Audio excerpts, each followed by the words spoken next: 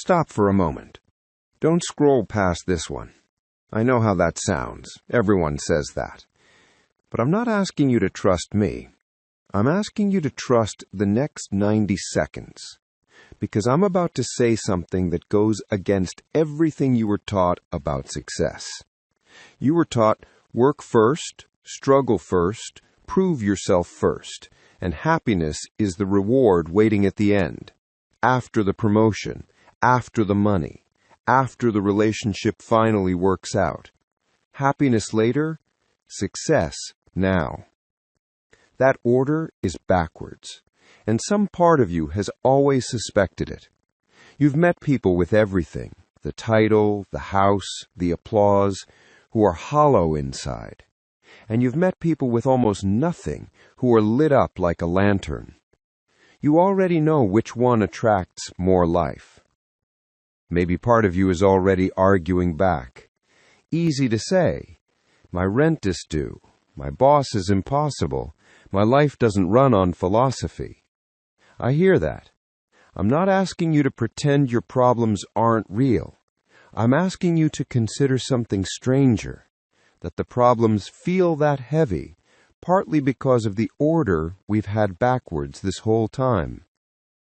You're not broken for not having pulled this off yet. Nobody handed you this owner's manual at birth. Almost everyone gets it backwards, because almost everyone was taught it backwards. Here is the law this book is built on, and it is older than any self-help shelf, older than any app, older than money itself. Happiness is not the reward for success. Happiness is the cause of it. Not happiness as a mood, not happiness as a smile you perform. A deeper happiness, a settled, humming, unreasonable well-being that doesn't wait for permission. The old teachers knew this. The priests of ancient Egypt knew it. The Stoics in Rome knew it. The sages who wrote the Upanishads knew it. Every mystic who ever whispered that the kingdom is within you knew it. They didn't say it because it sounded nice. They said it because they'd tested it, and it worked. Tonight we go through 9 of the oldest, strangest, most quietly powerful ideas ever discovered about the human mind, and we assemble them into one working law you can use starting tomorrow morning. By the end, you won't just believe happiness creates success. You'll feel exactly why and exactly how to use it. So let go of the tab you were about to open. Get comfortable. And let's start with the first thing almost nobody tells you. Chapter 1. The Law of the Mirror. 4,000 years ago, in the temples along the Nile, a phrase was carved that later found its way into a small, strange book called the Kybalion. As within, so without. 7 words, and they quietly explain your entire life. The idea is simple enough for a child and deep enough that most adults never actually use it. Your outer world is not separate from your inner world. It's a reflection of it. Not a metaphorical reflection. Not a nice idea for a greeting card. An actual, working mirror. Think about the last time you were anxious. Didn't the day get clumsy? Didn't small things go wrong? The spilled coffee, the missed light, the short email that stung more than it should have? Now think about a day you felt light, unreasonably good. Didn't people seem warmer? Didn't things line up? Think of the last time you walked into a room already braced for tension. Didn't you find it? In a tone, a glance, a silence that meant nothing until your mind decided it meant something. And think of the last time you walked in soft, open, unguarded. Didn't the same room somehow meet you there instead? Same room, Same people most of the time. Different face walking in. You've already witnessed this law 100 times. You just called it coincidence. It isn't coincidence. It's correspondence, the oldest principle in the Hermetic tradition. And it says, the outer is never the cause. The outer is always the echo. So here is where almost everyone gets success backwards. They try to fix the mirror. They rearrange the reflection, chase a new job, a new city, a new relationship, hoping the image in the glass will finally look right. But you cannot fix a mirror by touching the mirror. You can only fix a mirror by changing the face looking into it. Here is your first practice, and I want you to actually do this, not just hear it. Tonight, before you sleep, don't ask, what do I need to change out there?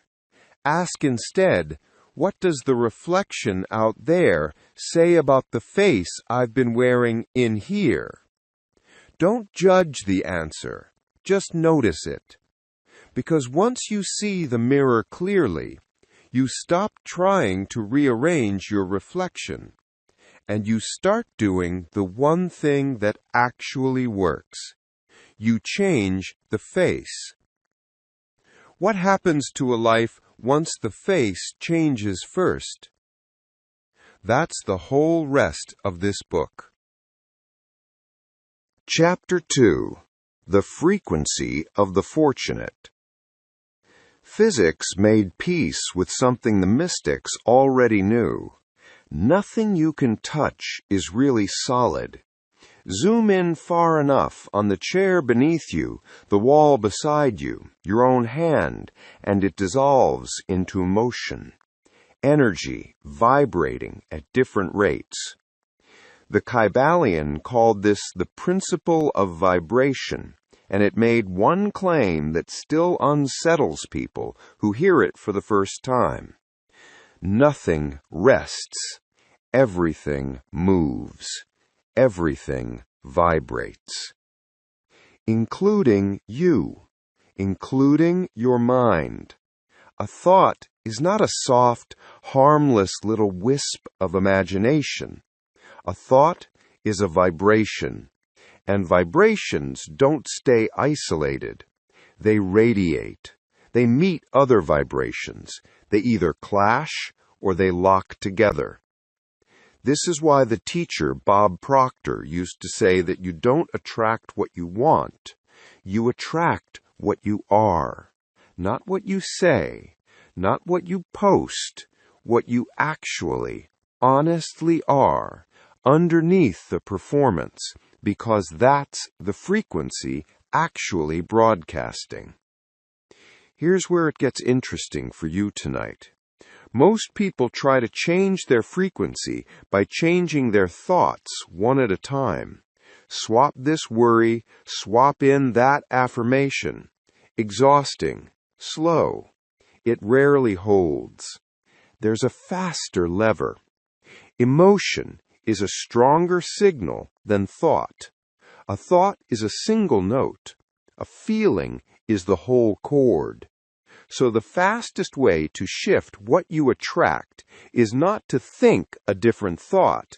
It's to feel a different feeling, on purpose, before the evidence arrives. That single sentence is the hinge this entire book swings on, so let it land. Happiness first. Everything follows. Not happiness because things are good. Happiness that makes things good, because it changes the frequency doing the attracting before a single circumstance has moved. Picture two people walking into the exact same room, same job opening, same interview panel, same 10 minutes to make an impression. One walks in carrying yesterday's rejection like a stone in his pocket. Every answer he gives is careful, guarded, slightly braced for the no he's already expecting. The other walks in lit up, not because this job is guaranteed, but because she decided, before she opened the door, that she was going to enjoy being exactly who she is for the next 10 minutes. Same resume, same qualifications, completely different frequency in the room. You already know, without being told, which one gets remembered after the door closes. That's charisma as some rare gift a handful of people are born with. That's vibration, doing exactly what the old Hermetic teachers said it always does, meeting other vibration and either clashing or locking together. You are not waiting for the right conditions to feel good. You are the condition. And once you understand that, you stop checking the mirror for permission to smile. You start broadcasting on purpose. Chapter 3. The Mott Current. Long before Rome, before Athens, in the temples along the Nile, the Egyptians believed the universe ran on a single invisible substance. They gave it a name and a goddess, Mott. Mott meant truth, balance, right order, the rightness that holds stars in their paths and rivers in their banks. And here's the part that matters for you. The Egyptians believed a human life was supposed to run on that same order, and when it did, life didn't just feel peaceful, it worked. Harvests came in, trade prospered, households held together. Disorder in the heart, they taught, was never just a private, contained problem. It leaked. It disturbed everything the person touched. There's a famous image from Egyptian belief. After death, your heart is placed on a scale, weighed against a single feather, the feather of Mott. A heart heavier than the feather, weighed down with guilt, grudges, and disorder, could not pass. A light heart could. I want you to sit with that image for one moment, not as an afterlife story, but as a description of right now. A heart weighed down with resentment, anxiety, comparison, old grudges. That heart is heavy, and a heavy heart moves through life the way a heavy stone moves through water, slowly, with friction, sinking more than floating. A light heart moves differently. It doesn't fight the current, it rides it. This is not about being naive or pretending problems away. Mott wasn't a fantasy, it was a discipline. The Egyptians believed you had to actively choose order, honest speech, fair dealing, a settled inner house. So ask yourself plainly tonight, what is sitting on your heart right now that has no business being there? An old resentment you keep polishing like a trophy? A comparison you keep running in the background, quietly poisoning every good thing you have? Set it down, not because you're weak for carrying it, because you're ready to move like water instead of stone. Think of the last project you worked on while secretly resenting someone involved in it. Notice how much longer everything took. How many small decisions got tangled in feelings that had nothing to do with the actual work. That's a heavy heart, slowing the current. Now think of the last time you did something you loved for someone you were fully at peace with. Didn't the hours disappear? Didn't the work seem to do itself? Same effort available in both cases, wildly different current to move through. A light heart isn't just kinder to live with, it's faster. It moves through the world with less resistance, and resistance, more than almost anything else, is what stands between you and the success you keep reaching for. Chapter 4. The Stoic Citadel. Now travel forward from the temples of Egypt to the marble halls of Rome, and meet a very different kind of teacher. Epictetus was born a slave. He owned nothing, controlled nothing, and yet he became one of the most quietly powerful minds in history, because he discovered something the wealthiest men in Rome hadn't. There is a line running straight through the middle of your life. On one side, everything you control. On the other, everything you don't. Your reputation, other people's opinions, the economy, the traffic, the outcome of tomorrow's meeting, none of that is yours. Your judgments, your attention, your response, your inner state, that's yours. All of it. Every single time. Run the list honestly right now through whatever's weighing on you today. The client's decision, not yours. Your preparation and your honesty in the room, entirely yours.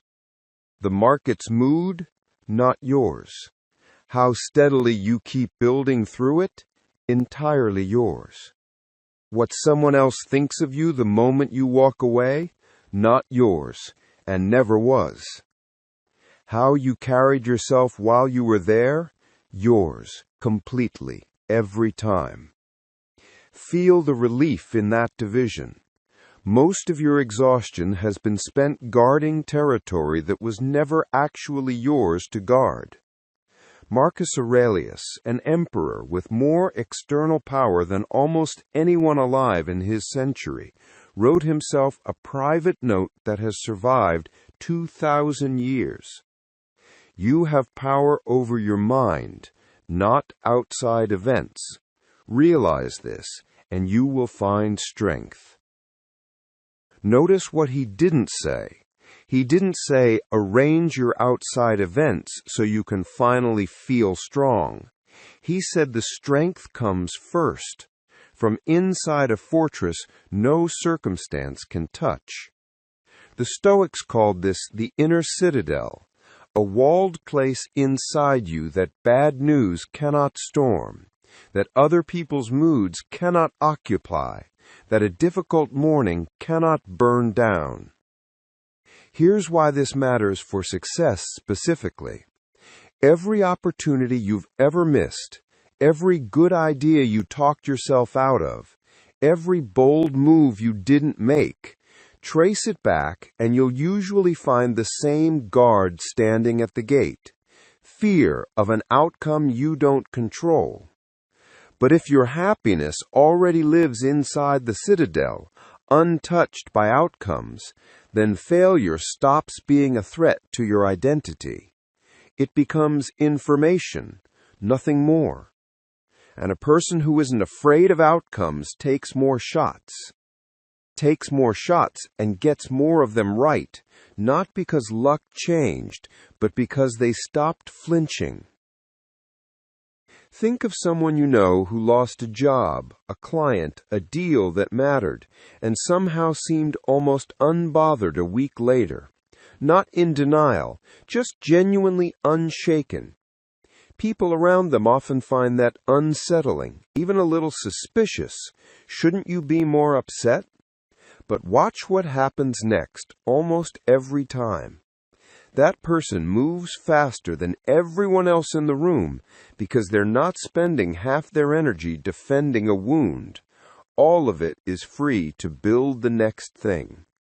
That's not coldness.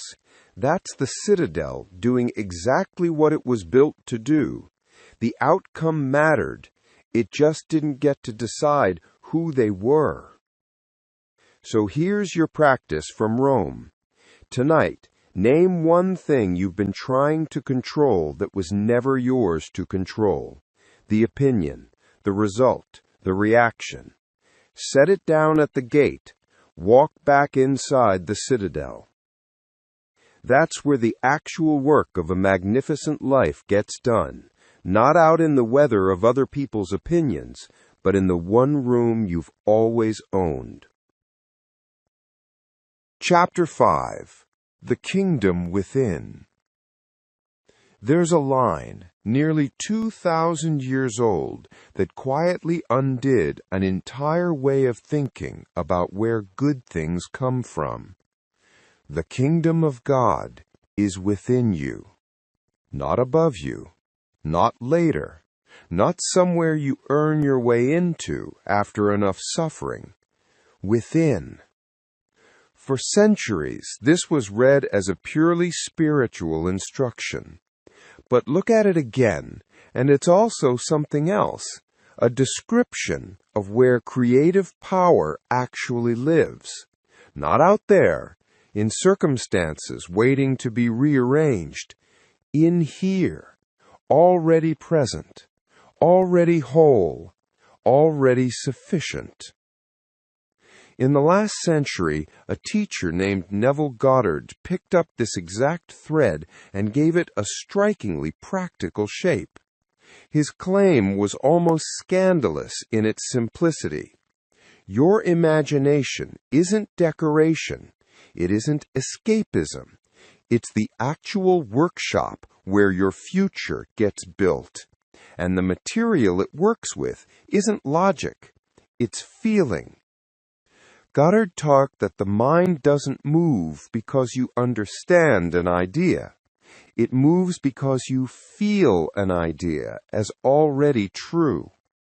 Assume the feeling of the wish fulfilled, he said, and walk around inside that feeling, not as a fantasy you visit, but as the new address you now live at.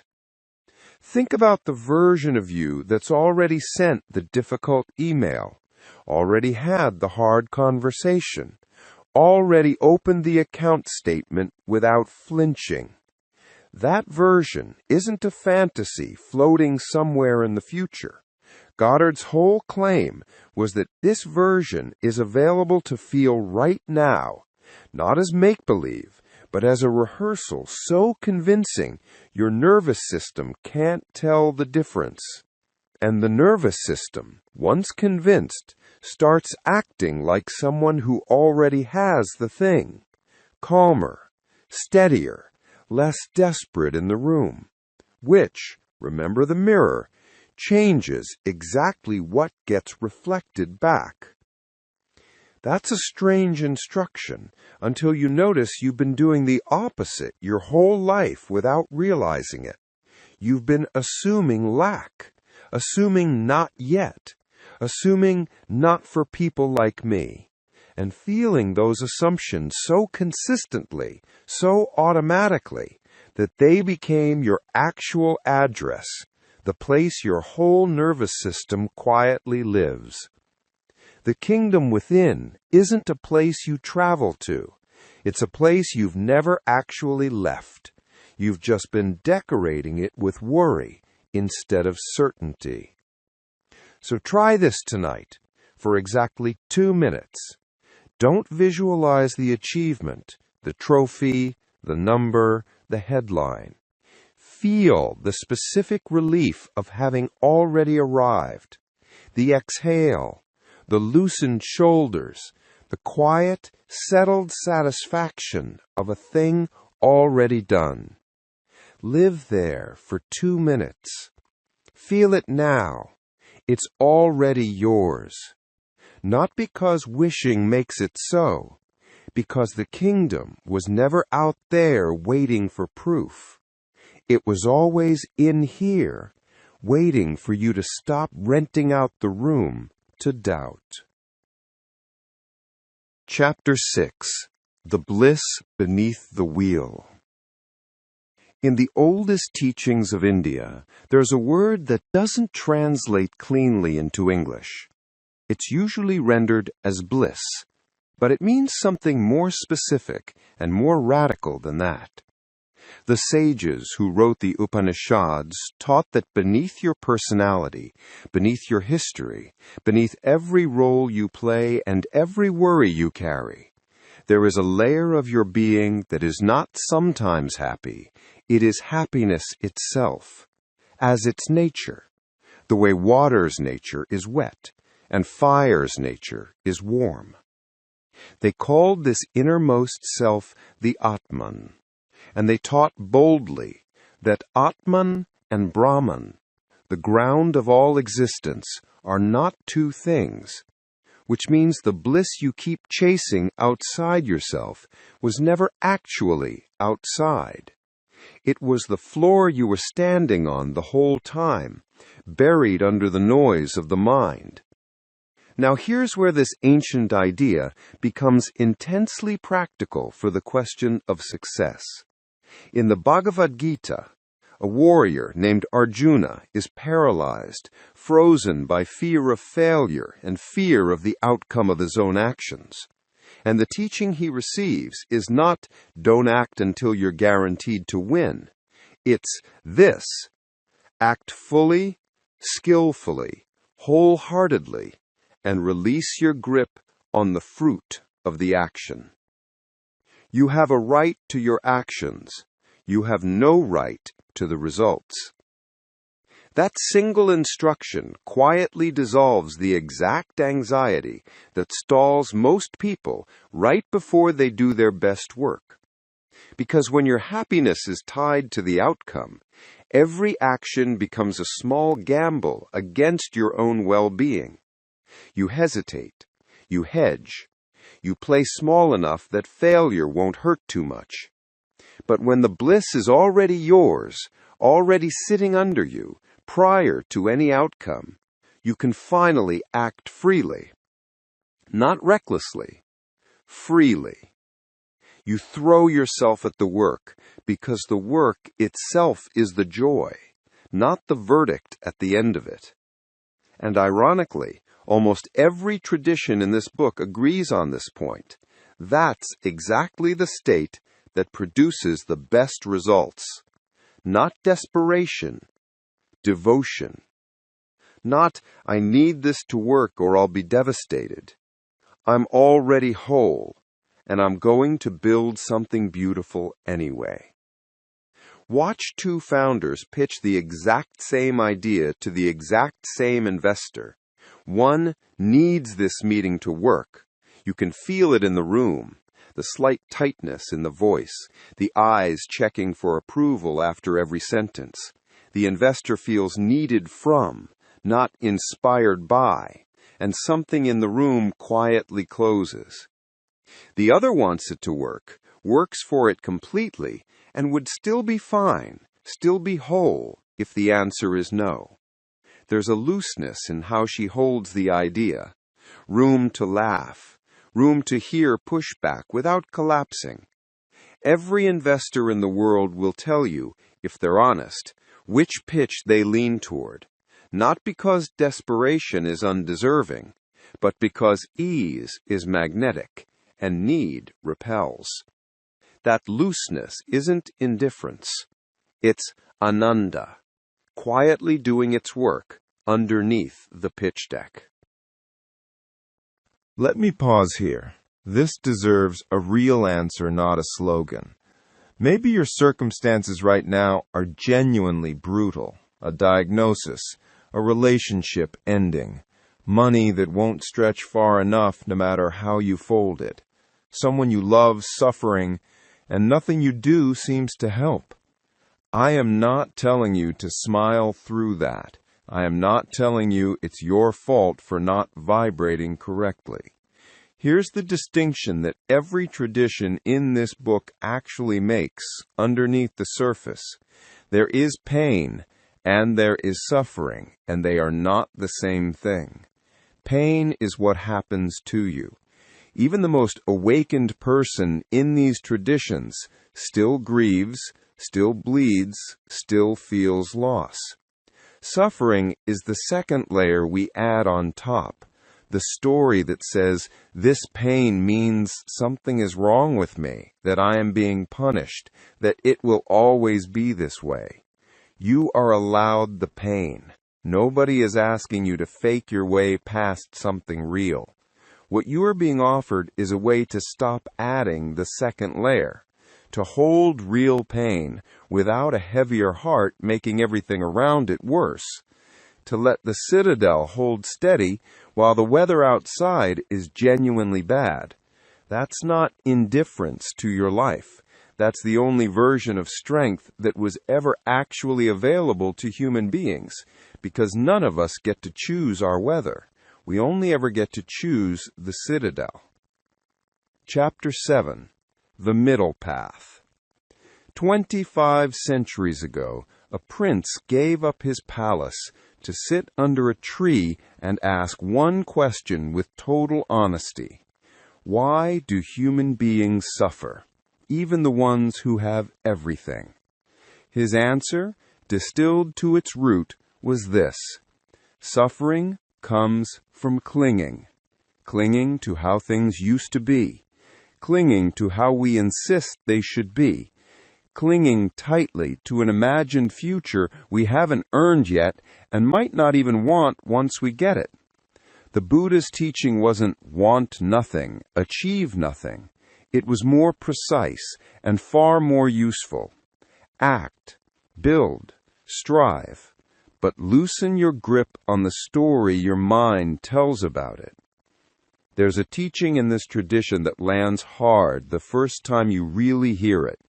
You are not your thoughts. You are the quiet awareness in which thoughts simply pass through, like weather passing through an open sky. The sky is never harmed by a storm. It doesn't even get wet. Most people believe they are the storm and spend their whole life trying to manage weather. But you were never the storm. You're the sky the storm happens in. A mind bracing against the next problem can't see opportunity clearly. It's too busy flinching. Presence, simple, undramatic presence, right here, right now, not lost in the replay of yesterday or the rehearsal of tomorrow, clears the static, and a clear mind notices what a noisy mind misses: the opening, the right moment, the person who could help, the idea that was sitting there in plain sight the whole time. Think of the email that could change everything, sitting unread while your mind replays an argument from Tuesday, or the person across the table with exactly the connection you need while you're mentally rehearsing a worry about next month. Opportunity rarely announces itself with a fanfare. It just sits there quietly, waiting for a clear enough mind to notice it was never hidden. So here's the practice from this chapter, and it takes 10 seconds. Right now, stop reading the story in your head for just one breath. Feel your hands. Hear the room. Notice you are simply here. That's it. That's the whole practice. Because happiness doesn't require the story to resolve. It only requires you to stop being lost inside it. And a person who isn't lost finds things, constantly, almost by accident.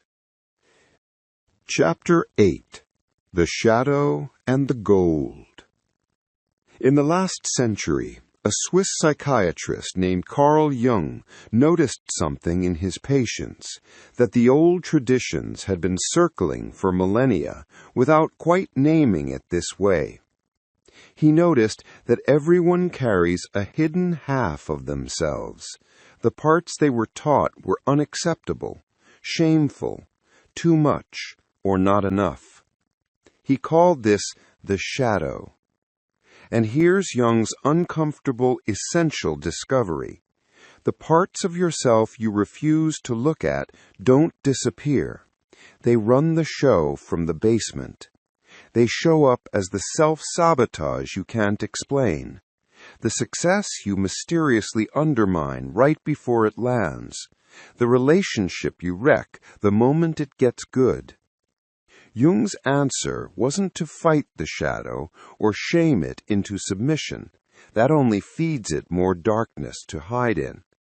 His answer was to integrate it, to turn, finally, and look directly at the parts of yourself you've spent years avoiding, and discover almost every time that buried inside the thing you were most ashamed of is a strength you actually need. The anger you suppressed. Often it's guarding a boundary you never learned to hold. The ambition you called too much. Often it's the very drive your success has been waiting on. Think of someone who was scolded young for being too intense, too loud, too much, and quietly spent the next 20 years shrinking to be palatable. Watch how carefully they play everything safe. Watch the brilliant idea they don't say out loud in the meeting because some old voice still insists that voicing it makes them too much again. Now imagine that same person turning to look at that exiled intensity instead of hiding it, and discovering it was never a flaw to manage. It was fuel sitting in the basement the whole time, waiting to be let back upstairs. Nothing about their circumstances changed in that moment. Only the relationship to the shadow did. And yet almost immediately, something in how they show up shifts, because a person no longer at war with their own hidden half is an entire extra room of energy that used to be spent guarding the door. Jung called this the gold in the shadow, and the process of finding it individuation, becoming at last a whole person instead of a curated performance of one. Here's why this belongs in a book about happiness and success. A person at war with their own hidden half cannot be settled, and an unsettled person leaks that unsettledness into everything they touch. The mirror from Chapter 1, remember, doesn't lie. But a person who has made peace with their whole self, light and shadow both, becomes something rare, steady, undefended, hard to rattle. And Jung noticed something else, almost in passing, that later thinkers built entire careers on. As a person integrates, strange coincidences start increasing around them, meaningful ones. The right book falling open to the right page, the right person appearing at the right moment. He called this synchronicity, meaningful coincidence that seems to track a person's inner state. The stranger who mentions the exact resource you needed, unprompted, in casual conversation. The opportunity that surfaces the same week you finally stopped pretending a certain fear didn't exist. Make no promise here that isn't earned. Nobody fully knows why this happens. But every tradition in this book, from the Nile to the Ganges to Vienna, has quietly pointed at the same strange fact. The more whole you become inside, the more the world outside seems to conspire on your behalf. Chapter 9. The Law Assembled. 9 ideas, one thread running through every one of them, worn smooth by 4,000 years of different mouths, saying the same thing in different languages. The Egyptians called it ma'ak, order in the heart, reflected as order in the world. The Stoics called it the inner citadel, happiness that no circumstance could occupy. The early Christian teaching called it the kingdom within. The Hindu sages called it ananda, bliss as your actual nature, not a mood you rent. The Buddha called it the sky beneath the storm. Jung called it wholeness, the marriage of light and shadow that finally lets a person stand still. And the Hermetic teachers, older than nearly all of them, gave it the simplest possible name: as within, so without. Every single tradition, arriving from a completely different direction, landed on the identical quiet conclusion: you do not become happy because your life finally works. Your life finally works because you dared to become happy first. You don't chase success, you become magnetic to it. That's not a metaphor for a poster. It's a mechanism. Vibration meets vibration. Frequency meets frequency. A lighter heart moves through less resistance and reaches further with less effort than a heavy one ever could, even when the heavy one is trying twice as hard. So here is the entire book compressed into one sentence, the one I want living in you long after this recording ends. Happiness first. Everything follows. Not because the world owes you anything, because the world has always been a mirror, and you finally stop trying to fix the glass.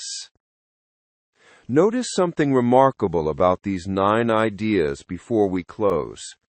A slave in Rome, a prince who gave up a palace in India, priests beside the Nile who never met any of them, a psychiatrist in Vienna 2,000 years later who'd likely never read most of the texts that came before him.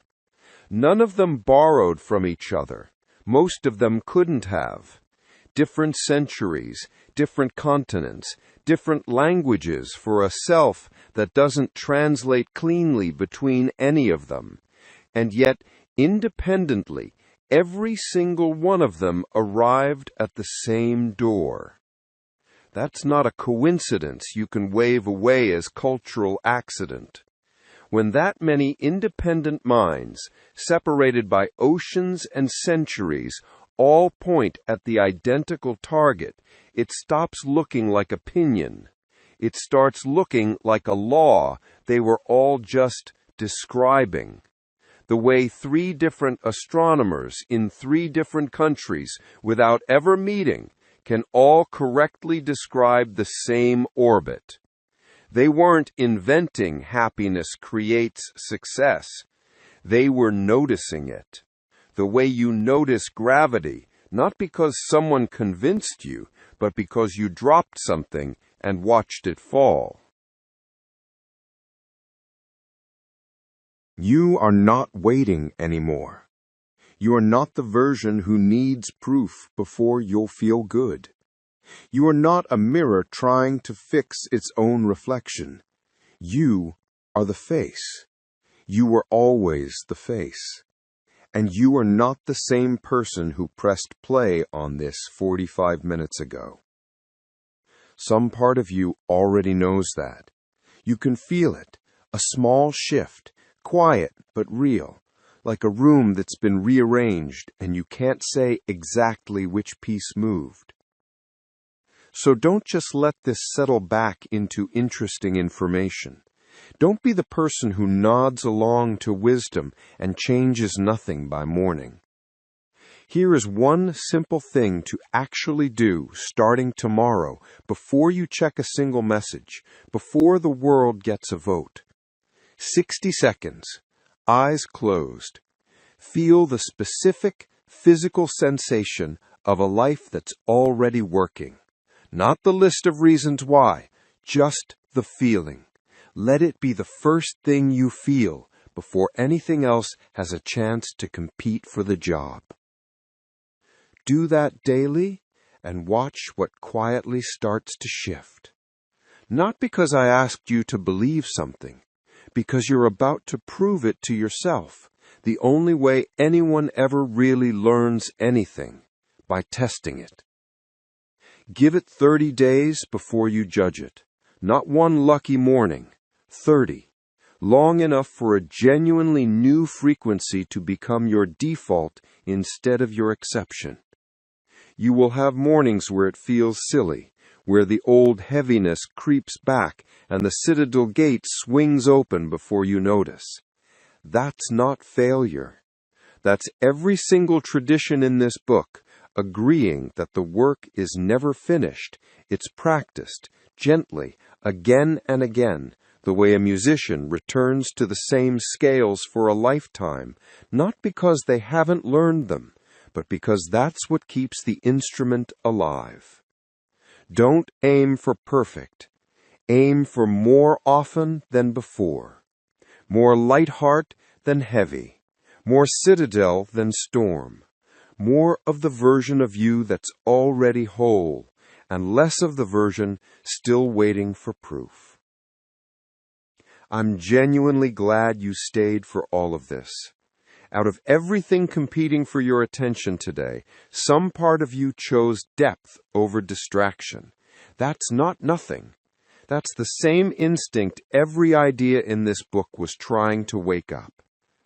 So carry this one line out of here with you and let it be the last thing that's louder than the noise of the day. You were never waiting for life to make you happy. Life was waiting for you too.